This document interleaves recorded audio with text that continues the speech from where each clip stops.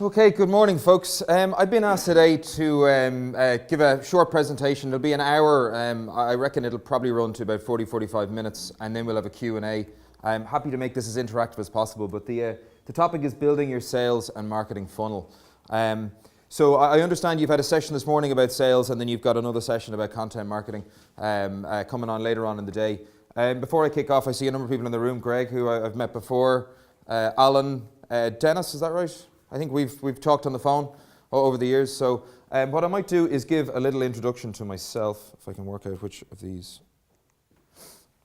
So I'm the head of growth for Qualtrics EMEA. Do people know who Qualtrics are? So Qualtrics is one of the fastest growing SaaS companies in the world. They're in the enterprise feedback space. So they've got over 8,000 blue chip customers. So the customers are banks, airlines, those kind of things. So every time they gather feedback through SMS surveys, through email, through social media, through API calls, Qualtrics power all of that. So we're a huge company in the US. We joined the Unicorn Club a couple of years ago. We have never really focused on a big kind of brand awareness focus in terms of campaigns. So it's not a particularly well-known brand in Europe, but our footprint is pretty substantial. Qualtrics is built on a really strong sales team. It's the reason where it got from the basement to the $1 billion club, as Ryan Smith, our founder, calls it. So I'll kind of share some of those insights with you guys today. And I'll also cover off on some of the experience. So I had a startup with the NDRC, that's how myself and Sarah would know each other, called 3Funnel, which was all around sales funnel analytics and marketing funnel and really understanding what's going on within your business. So I'll kind of delve into the two of those today. But as I say, let's make this fairly interactive. I've worked in this space for 8 years, and I've worked on all manner of these different areas. So please feel free to fire ahead with questions. Anything you want to know, I'm happy to respond to it. As I say, the presentation should go on for about 45 minutes, and then we'll do a 10-minute Q&A at the end. But also happy to take questions as we go along. So can everybody read this okay? I'm taking that's a yes by the... Okay, so just two things I want to cover off on today, because we could spend 2 weeks talking about this stuff and still wouldn't get it covered, because it's a huge area, building a sales and marketing funnel. So what I want to look at today is the quick wins. So if you were to start today and you wanted to get something off the ground today, where would you start? Where would I start? And I see people in the room probably got some good input. I know Alan has got, I've seen you speak at our demand generation meetup. I'm sure he's got some good things to contribute. I'm sure there are other people in the room that have some good stuff. But we're going to look at that as an initial point where you start. And then we're going to look at longer term. We're going to look at, for companies that are scaling massively and globally, what is the infrastructure that I've seen that works? So I'll share both of those with you.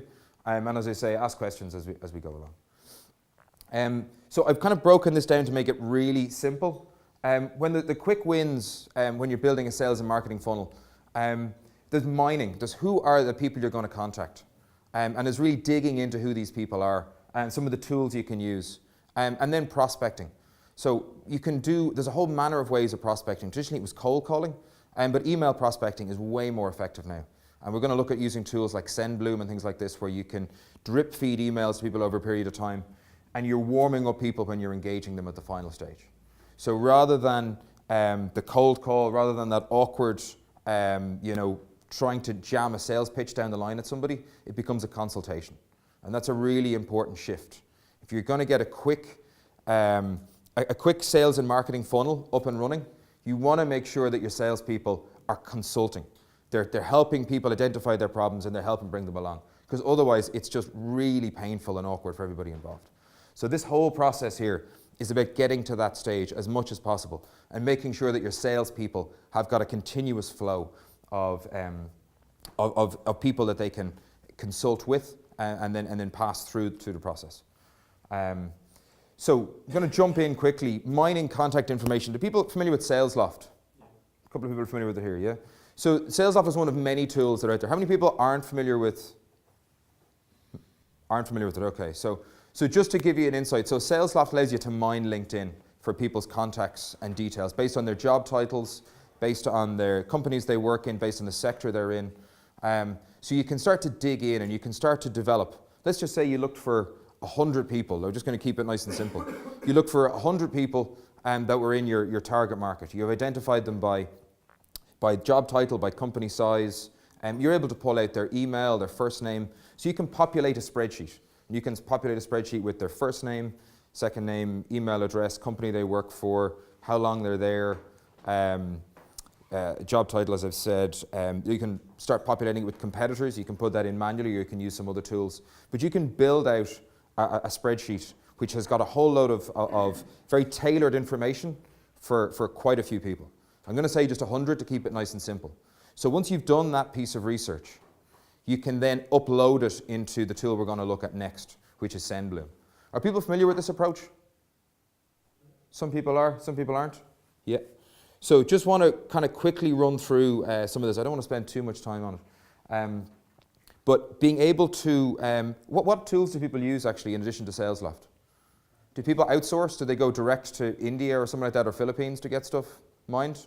That's usually a popular one. Yeah, we've done that, and ZoomInfo as well. ZoomInfo, okay. Import.io, yeah, that's a good one. Yesware. I'm not familiar with it actually. Yeah, so it's just for running a campaign, for sending out the email, the sequenced emails. Okay. It's pretty good. Okay. Yeah, I haven't come across Yesware. Some other tools that are quite useful are StrikeIron. So StrikeIron verifies the email address. So if somebody is completing a form on your website, or if you find you've got a whole load of emails that you've accumulated from wherever it might be, you can run them through StrikeIron and it'll verify. So StrikeIron pings the server and sees if it's a real email address or not, which can be very useful. You can also use it to, if you found a particular person online and you want to test what their email address would be, it's going to be a good way for digging into that. StrikeIron, there's also Infer. Infer tends to be like more at scale. So with Infer, you can run through email addresses and it will compare those email addresses to a whole lot of social profiles and compare it to a model that you've built. And it'll tell you if the people you have in your database at the moment are actually a good fit for what you're selling. So that can be quite a useful one. But again, this tends to be as you scale. What was that called again? Infer, I-N-F-E-R. So Infer, sorry? Reportive is a good tool, yeah. So there's quite a few tools. In fact, the problem I have found is there's too many tools. So it's actually trying to distill them down and go, well, what's really relevant? And one of the things that we found is kind of a whole program of marketing sprints is really important in something like this. That nothing, if something worked really well for somebody you've heard of or a competitor, good chance it won't work exactly for you. So you have to try, every 2 weeks or every month, tweak and change things and just see what the impact is. Try, samples of new leads and new sources and try different tools from time to time. Because otherwise you'll kind of keep doing what you always did, which oftentimes is the enemy of innovation in these things. So what I want to get at here is there's quite a few tools for mining and then pulling together a kind of ultimately a basic spreadsheet. And within that, you can then go on and use tools like SendBloom. You mentioned Guest List, was it? Yes, Yesware, sorry, Yesware. And within those, you can set up email templates. So very simple, not HTML, not marketing, very simple templates. If we had a pad and paper, I would I kind of talk you through it. But it's literally very simple stuff. Subject line, Talk Friday. Hi, first name, we see, ultimately you can pull through their job title, you can pull through people's company they work at, you can pull through competitors. So you can craft a very short, simple email that goes out to 100 people and it looks tailored for each person. So you've saved yourself writing 100 tailored emails and you've been able to upload that spreadsheet and bang 100 people. Now where it gets quite smart with SendBloom is you can then set a cadence where you set follow-on emails to go every week or every 2 weeks. And one of the things that we've seen is it's often the 4th or 5th email that people respond or actually engage on. So the first email you send out, you'll be like, oh, we spent all this time and effort getting together a real nice clean spreadsheet. We used SendBloom, we used whatever else it might be. We put in all these, really interesting, unique aspects to, we see you once worked here or were in college here or, and you can reference things across. It's oftentimes the 3rd, 4th, and 5th email that'll get you the interaction. One thing that we have experimented with on top of this that we found very useful is putting a link in the bottom, literally below the signature, which is like find out about our story. And people can click through and they land on an about page, which is like a scroll, continuous scroll, which gives you kind of like a story. And we're revamping it at the moment in Qualtrics, but I'll show you somebody else who does it quite well in a moment.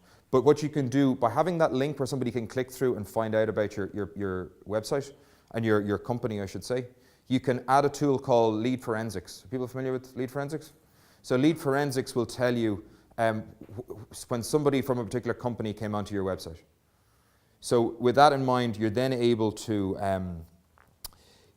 see, okay, so we sent out, maybe 1,000 emails, but we're able to see that a particular company in Dublin, NewsWhip, came onto our site and they scrolled up and down the page. So they actually know who we are. They know a good bit about us.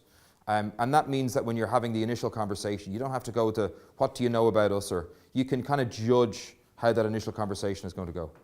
Do people understand what I'm saying there? Okay, so that one very simple link through to an about page using Lead Forensics gives you really good intel into who has actually come onto your site. And oftentimes you'll find people forward stuff around, and might be other companies that weren't expected will have actually access to that particular page. Sorry, guys, what's Yes. the content of that about page, like the story of the company? Yeah, let me just show you here. So this is from Moz. So this is the one we're revamping and copying more or less with the Qualtrics kind of timeline.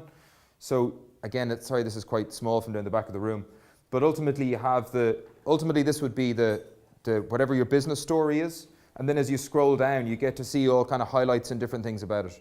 It's a very nice, easy visual way for somebody to understand who you are, because one of the biggest hurdles in initial sales call is, well, who are you, what are you about, and you're overcoming that barrier. So when somebody has actually had the chance to flick through and digest what you're about, you could also just put a link in the emails you send out. You could put a link tracking if people have actually clicked through, which is of value, but it can be useful as well to add lead forensics. Yes? One additional step that we do is track the links clicked and the emails open as well, so to kind of get a heat map of where your best bets are. Yes. The emails as well, which I find is pretty important. We're not focusing on them because the guys are enough for us at the moment. Yeah. But if they were ever to run out, that would be a second port of call. Yeah, very, very good point. And it's very useful as well, I'd say, if you send a follow-up email to someone and they open it 2 months down the line. Yeah. They get a call straight away and they go, oh, I was just thinking about you. Yeah. Well, it's a great place to be where you only focus on the people that are coming to you. As you scale, you've got to go after people who have opened emails, who you think are a good prospect, and maybe they've gone in and out a lot. So those metrics become really important. The opens and then the frequency is often a good indicator. If somebody's opening quite a lot, it's like, okay, something's going on, or maybe it's getting forwarded around within the company. And what you mentioned with lead forensics, that tracks website visits, so when you mix the two of them together. It's quite powerful, yeah. So lead forensics, the way lead forensics work is they have got a huge database of IP addresses, and they're able to see if a particular IP address logs onto a web page, what company it came from. So they're able to match up, this web visitor is from this company. Now they tend not to be good with smaller companies, but I'm guessing most people here are targeting kind of larger companies. We used lead forensics, and I think they told us their match rate is about 20% for visitors. Okay. Ours is about 5%. Okay. Well, in some cases, in ours it's actually really high, but we're targeting larger companies. Yeah, the bigger company, the more likely it is to get matched. Yes. with the database. And they've got a much better database in the UK and in Amsterdam, in Benelux region, than they do in other parts of Europe. And they're pretty awful in the US. But does the company generally, is that the only sort of level of data you Well, they'll give you the company, but they will also then track that person through your site to tell you what pages they were on, and they'll also be able to track if that person has come back again. So that can be quite useful because you can start to see that somebody from a particular company has been on, they've looked at a particular product page several times, and every time they come back, they look at a particular product page. And then you can start to go, okay, we've actually got a lot of information if we're going to make a call. There's another tool we use in combination with that called Lead-In from HubSpot. Okay. And it's a free tool, and if anyone fills out a form, downloads an ebook, they assign that email address to their path through the website. So anytime they fill out a form, you can see all the pages they visited before, times they were on those pages. Okay, I wasn't aware. That sounds like a very useful tool to have. Just kind of go back. So this is possibly stuff that maybe Harry might have covered off in the first half, but can never underestimate the power of a top-down referral as well. Just when you're again, we're looking at how you build a really short, condensed sales funnel. So being able to, with some of your campaigns, reach out to senior people in the knowledge that they probably aren't the economic buyer, but if they make a recommendation down, that is so much more powerful in the sales cycle. So just one to factor in. Because oftentimes you go, this is the person who's going to be buying, this is the person I need to talk to. Oftentimes if you go higher and you go with a message that complements their company and complements them, it's very easy for them to go, well, this is the person to talk to.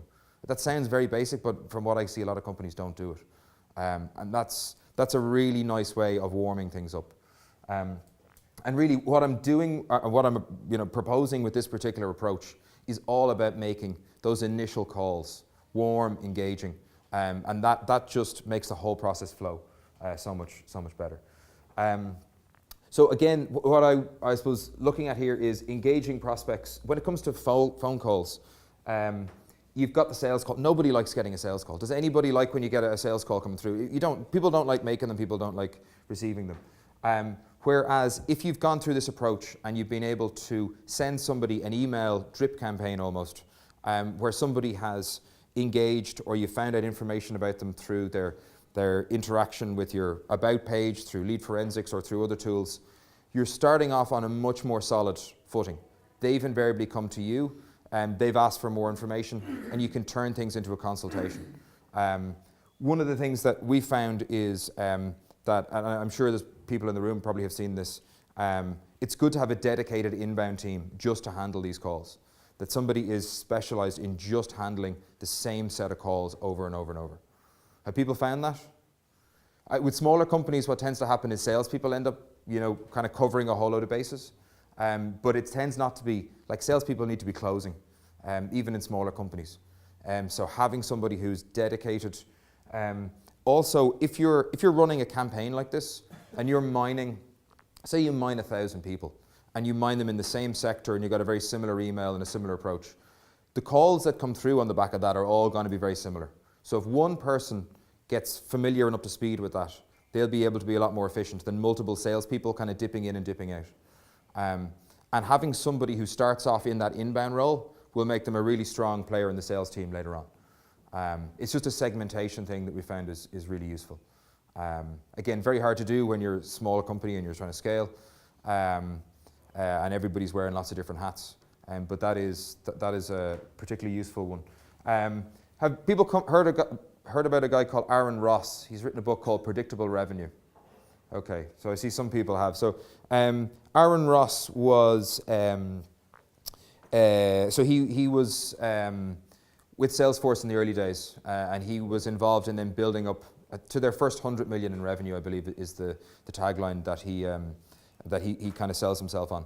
But he has a whole thing around what he calls cold calling 2.0. And it's not exactly what I've raised there, but the idea is to reach out to people by email and warm stuff up so that the calls that are going through are a consultation and not a sales call. Is everybody following me? Am I going a little bit too, am I dumbing it down? Am I going too? Give us some feedback. Perfect. Okay. Yeah. On that cold call, Yeah.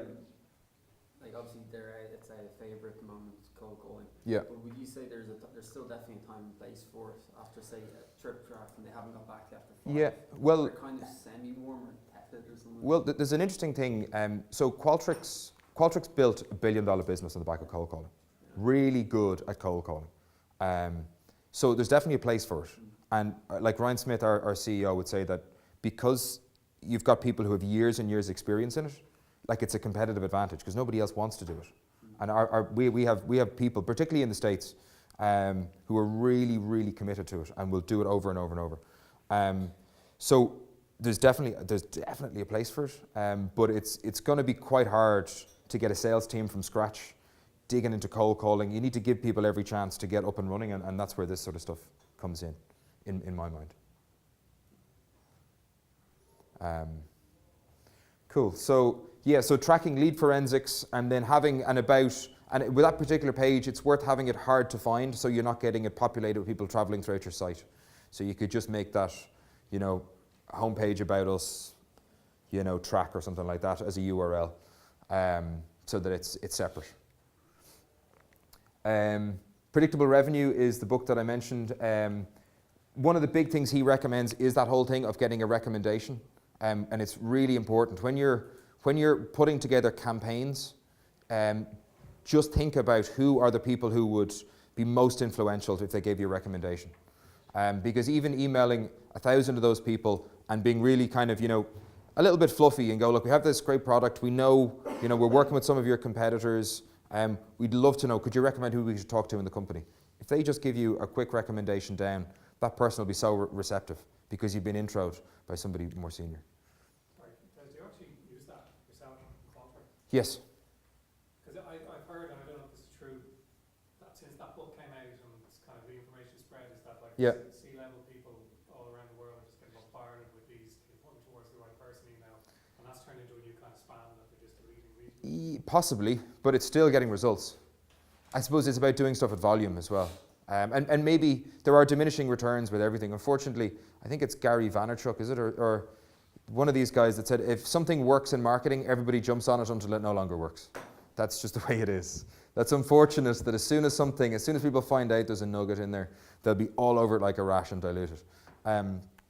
You can definitely still get, but it's about being subtle about how you do it, introducing a bit of humor, and the more personalized something is, the better. If you just have an email with, can you recommend me? But if you've actually gone to the bother of researching, who their competitors are, maybe something about where they went to college, and you've slotted that into, even though it's an email template, it looks personalized. It looks like you've researched who they are. I get quite a lot of like unsolicited emails and approaches and that sort of stuff. And the only ones that I ever get back to are the people who've done like a decent bit of research on me, where I'm like, oh, they've actually found out something that's even like musical taste or something that's completely left field. I'm always like, okay, somebody's actually put in a bit of thought and effort. And we've seen similar stuff is carried through. Maybe not kind of going into people's musical taste, but if you go kind of, and you show that you really understand somebody's business, somebody's role, and a little bit about what somebody has done, speaking at events, things they've got. Like, people leave such a big digital footprint online. The challenge is finding a template that you can fill. Actually, one of the things that we find, if I can go off piece a little bit, is that you tend to have kind of A, B, and C approaches. So for like A, which is like, people who are a really good fit and you only get kind of 1 or 2 shots at it, you might send them just one personalized email. You don't use the bulk approach. You set up Google Alerts. You really research everything that person is doing, everything that's relevant to their business. And when something comes up that's really topical, something breaks in the news that's really relevant, you might then choose your moment to send an email that ties in with the news, that ties in with what your company is doing, and that you'd love to catch up with them for a short call or something like that. But that's a one-to-one, because they're like your A's, and there's not that many of them, and you don't want to blow them. Then you have your kind of your B range, who are people that, they're a good fit, there's a lot of potential, and you might break that down into groups of 20 or 30, and they might get a tailored email that's down to 20 or 30 because you really know who those people are. And then you might have your C's, who are kind of a very nebulous, there's a whole, maybe 1,000 people, there's a lot of people in that group. Well, I'd never advocate sending 1,000 emails at once, because you're always going to make mistakes. But even if it's 100 within that particular group, you can be a little bit more vague, and you can put a lot more kind of more general people in there and a bit more of a general message. So you're having a different approach for your different people. So your C levels are getting really well thought through, well researched, relevant to them. Bs are getting tailored, relevant, and then the Cs are maybe a bit more general because you're just throwing a lot more people in. Has anybody else got experience with this? Alan, what would you? Yeah, so we started out with that, and we found it great for getting us up and running. Now our own process has evolved slightly from that. Yeah. We found targeting a little bit more directly worked better for us, Yeah. or the same. Yeah. But that definitely got us up and running. Yeah. It was a great platform for building on. Okay. In terms of companies getting too much of it, in in my experience, not enough companies stick with it to long enough that it becomes an issue. I think in the last year I've gotten 2 templates that I've recognised from this, and it's not enough people are doing it right. But Yeah. it become an issue. It's definitely a quality issue. Like you can see loads of crap stuff coming through and you know it's a template and it's irritating, but there are still times when it's really well put together and researched. You can also add additional things, like if it's that A and B tier, well, you could send those people a letter. Believe it or not, like people open letters. I know that sounds ridiculous, it probably sounds like a, but you know, there was a time when people used to get so much like junk mail, snail mail. Nobody gets any of it anymore. It's a novelty when you get something. So like even sending something like that and then referencing you're going to email them. And if you put in something unusual or eye-catching in it, you know, there's lots of novel things you can do. I know we haven't done it, but we were looking at a thing with 3D glasses where you would actually get an insight in the page. It would actually show you something kind of unexpected. Little things like that will stick in people's memory. They'll be like, I remember that, then I got an email, then I get a call. You're tying a whole lot of things together. And again, those are things to do little experiments on. Try a couple of 100 physical mails, see if it gets any response, tweak it, change it, try a couple of 100 more. So yeah, just to reiterate, that whole area of sprints is really important. Just one question I was going to ask before you mentioned the mail. A lot of our customers would not have a digital footprint at all. Okay. Like 50% may not even answer their emails. It would just be a backlog of emails that just get sent in because they're restaurant, retail owners, they may have 5 or 6 franchises that they manage, and it seems to be phone calls, personal contacts. It's how we get in touch with these people. And we were looking at that kind of mail shop, sending out a nice letter to the head office or something, or to that person, or even to the manager in the store. But have you any experience with that kind of offline? So we haven't done a huge amount of it with kind of direct mails, but the pieces I've looked into on it, it can be worth sending direct mail to a couple of people in the organisation, and even referencing that you're mentioning, you're sending it to other people, so they have a water cooler conversation about it. Yeah. Because then people have actually talked about getting a direct mail, they've talked to each other about it, and then there's a little bit of an awareness. You have to put in something that is genuinely different. If you just send a letter and it's like, you know, I would cordially like to blah, blah, blah, whatever, like, you know, it has to be something people open it up and they go, this is a different approach, that's kind of quite clever. So whatever that kind of bit of creativity is, and ideally if you can get people within the organisation to talk to each other about the letter they got, then you're in a really powerful place. Another thing that we've experimented with is putting in short codes, short URLs that bring people back to an about page that's got lead forensics tracking it. So suddenly then you know who's got the letter, who's actually gone through. Now the rates are going to be low, but if you're sending out 1,000, even if 40 or 50 people actually, you know, follow through, if they're talking around the water cooler, you make it really, you know, who are these guys? Why would they send us this? You follow it. People know what a short code is, yeah? Like a short URL, like a bit.ly, and people follow through. But you can get them really nicely, you know, vanity ones. You can get them tailored so they look very kind of slick. So people can type those in and then they're brought through to your, it's just a redirect to your about page. But again, you can track who's come on. So that could be, that's probably, in your scenario, that's probably a good fit. Yeah, like a lot of our work will be going into kind of finding resellers, partners who will be already selling software into these companies or being their payroll provider or their accountant and going through that way, as well as personal contacts. Okay. But there's always a couple that are just outside that we either have to wait to find the person to connect us in and just start that conversation initially. Yeah, email seems to be, it's good for about 50%, but there are that kind of the middle of the road companies whereby if it's owner operated, you'll get them on an email. Okay. If it's a very large franchise with a head office, you'll get them on an email. But if it's a guy operating 3 cafes and a pub, he's probably not contactable in those channels. Right. So you can also use the same approach with using the phone. That's what Yeah. cold calling then is what we. But you can Yeah. call and say to the CEO's office Yeah. and ask for their help, tell you who they should be talking to, and you can use that as a referral. Yeah. So Yeah, that's a, talking to the president's office or whatever, and they tell you you're the person to speak to. yeah.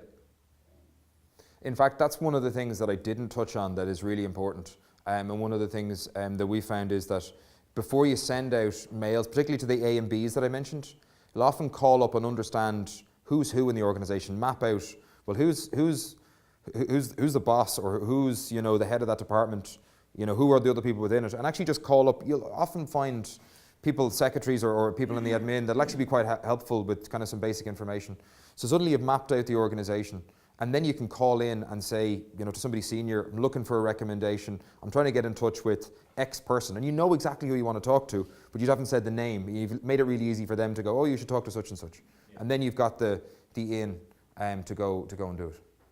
So not only looking for referrals by email, in fact, looking for referrals by email, as Alan was saying, it's probably got quite heavily done, or it's been, I wouldn't say it's overdone, because we're still seeing results with it, but the ability to actually phone somebody up and say, who should I talk to, knowing exactly who you want them to point you to, and making it really easy for them to go, oh yeah, it should be such and such.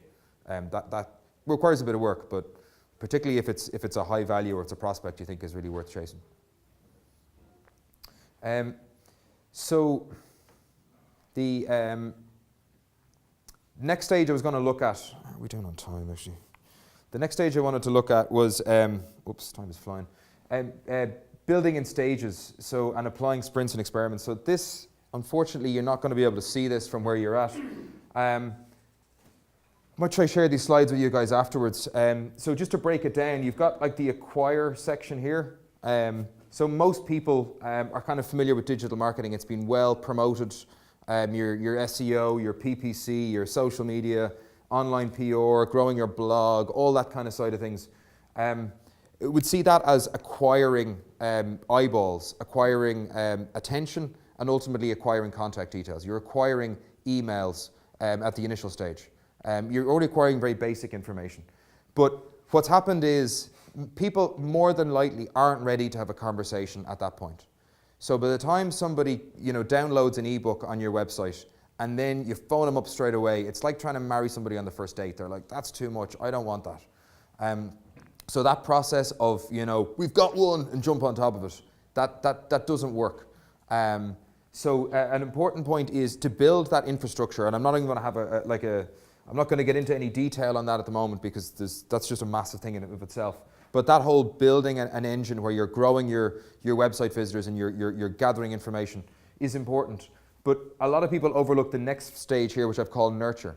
So this is, as soon as you have somebody's contact details, you want to be engaging in a program where you're educating somebody about your products, about what you're selling over a period of time. And that's usually done in like an email drip campaign. So you're emailing somebody, and based on their interaction, they're getting a subsequent email that is, you know, if interacted, they'll move through to another stage. If they haven't, they might get a different email. Do people follow me, what I'm saying here? So with nurture, you're saying, okay, all the research suggests that it takes between 7 and 9 interactions with your company before somebody is willing to have a sales call. So if the first time somebody downloads an ebook or something on your site and you call them, it's too soon, and you've actually damaged the relationship because you've seemed to be a bit pushy. So if you're able to drip people content and various different other kind of online assets, and each time somebody interacts with them, they get points. Once somebody gets to, you know, 7 to 9 interactions, they've got enough points, and then they're a marketing qualified lead. Am I losing people here? Is this okay? So that nurture stage is really important. And is often overlooked, particularly as businesses are growing, because nurture, it requires time and effort to put that in place. But once you've put it in place, this is traditionally like marketing automation, your Marketos, your HubSpots, these kind of guys. But once you have it in place, it's easier to maintain.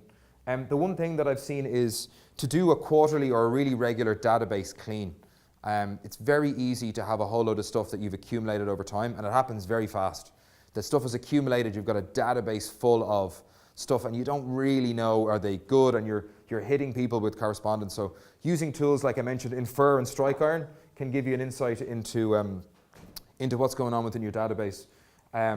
One of the things that we've found is when people change job, they are usually looking to bring, they're looking to impress. That's the time when they want to bring in a new piece of software or a new system. So as people change jobs, so again, you can use different tools Due Dill allows you to do some of it. There's a couple of other kind of hacks you can do within LinkedIn. But tracking when people change jobs. And one of the things we found is if you have the budget, or even if you can afford an intern who can do lead quality, so they can actually go through and they can see of the leads that are in your database, well, who's changed job recently? Maybe we should start to prioritize them. Maybe we need to relook at where they fit. If you've got a really good fit as a job title in a company and you've just started there, that can be a really good chance to reach out to people. So then you're moving on to the next stage, which is consideration. Now, this stuff doesn't always happen in this linear fashion. This is more to give you guys a kind of an understanding of what I would see as being the main stages. Some people go straight through like a rocket, and they don't necessarily go through all of these phases. But I find it's a good way to think about things. So the next stage is consider. And I put down 3 of the main ones for kind of SaaS, which are webinars, events, and trial accounts. So once somebody has, they've interacted on your website, you've got an email address and you've acquired some basic information, you've nurtured them to the point where they're willing to have a conversation with you, and there's an ongoing conversation happening.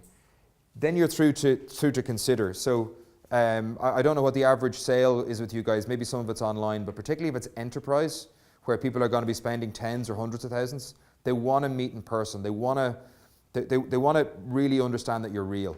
And part of that is webinars. And webinars where some of your staff introduce people, even if they're well-known external speakers. And staff do Q&A. Also events where they get to meet staff and they get to see staff in conjunction with existing customers and thought leaders in a nice setting. Like that really puts people at ease. Because when you're considering the consideration stages, I don't want to fuck this up. That's really what's going on in people's heads. So they want to get all these reassurance points. Proof points really is what they are. So you got webinars, events, and then trial accounts. So I'm guessing if you guys are in the SaaS space, how many people do trials or demos for nearly most? Okay, so nearly everybody does it. I would have guessed so. So trials and demos are really important, and how they are managed is really important. I know HubSpot are really reluctant about who they give trials or demos to, and they create the feeling that what you're getting is really special and will only give you a look if you tick a whole lot of boxes. And it's very clever because what they're actually doing is creating, like there's a whole human psychology. If you give away a trial too easy and people can get trials, people can oftentimes not value them or go, what else can I get? Now, horses for courses, different businesses, you have to do trials quickly and easily, but it's something to consider. Definitely, we find that the more you help people understand that they're getting a premium product and what they're getting is a value, the more they value it. People have an awful lot of problem assigning value to things. It's just, I don't know, something that I've come across in this business over time. So then you've got people who have actually talked to a salesperson. They've come through, actually I should cover off on the bottom. Some of the metrics along the bottom here would be unique visitors. And you can delve into all sorts of different website visitors, branded, unbranded. You can look at frequency, return visitors. The number of net new leads would be very important on the nurture side. When you're looking at consideration, you're looking at MQLs, that's marketing qualified leads. So you can have a lead in your system very easily. But like, have they had that 7 to 9 touch points? Are they ready for a call? Have you been able to qualify them? That's your marketing qualified leads. Then one of the things that we've found is that passing leads directly over to, or passing your marketing qualified leads directly over to sales is usually not a good fit, because salespeople are trying to close deals, they've got multiple things going on, and if they're busy, they're going to prioritize the business they have rather than getting back to people straight away. So with the inbound team, we would advocate, and what we've seen is having people who are dedicated to answering and following up on the activity up to this point. And within this, it's getting feedback from those people is really important, because your inbound team can give you feedback that will impact on each step of the way, and being able to work really, really closely. What we found is the speed of the call. As soon as somebody is ready for a call, that they've interacted with enough assets, they've gone to webinars, they've gone to events.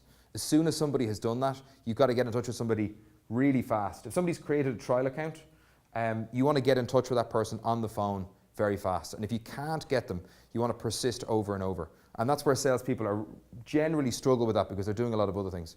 And a dedicated inbound team can be very useful when it comes to that.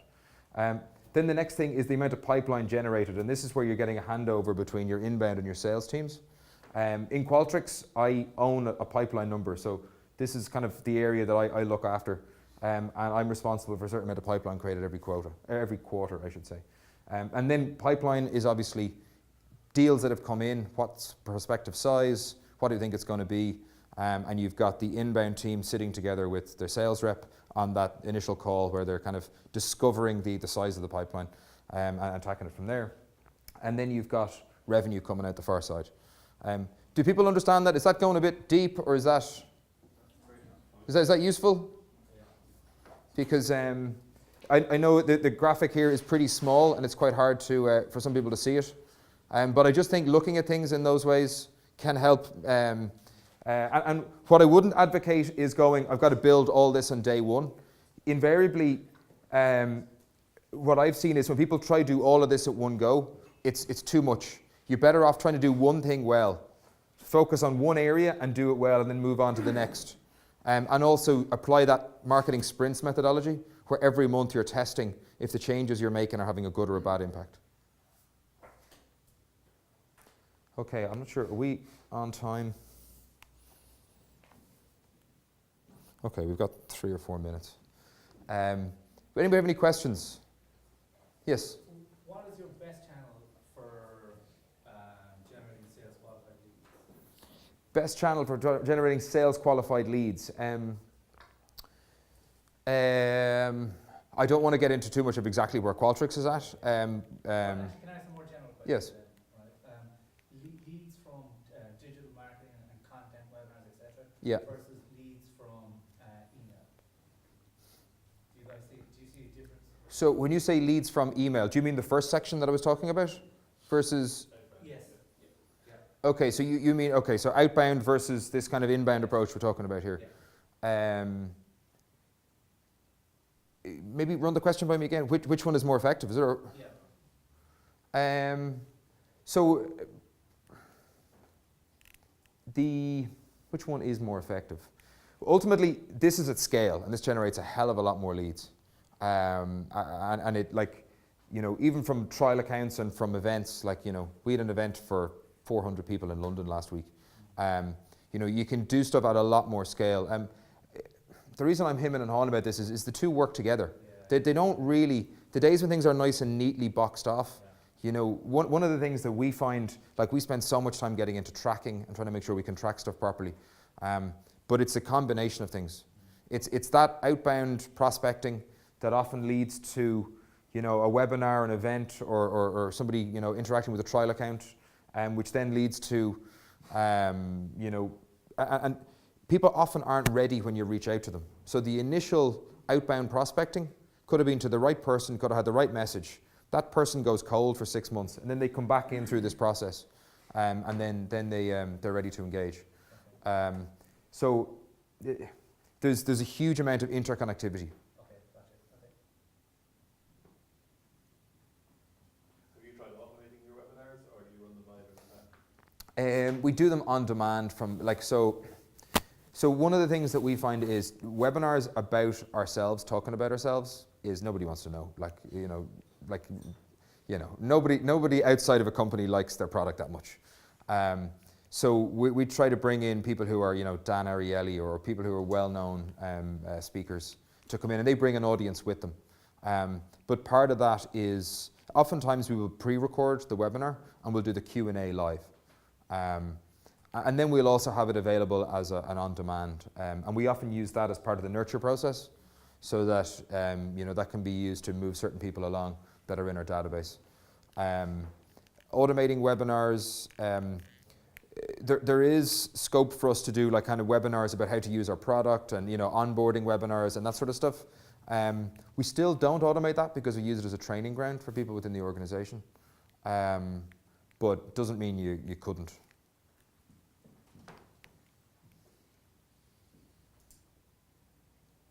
Was that useful, guys? Okay. Cool. All right. Well, listen, thanks for your time.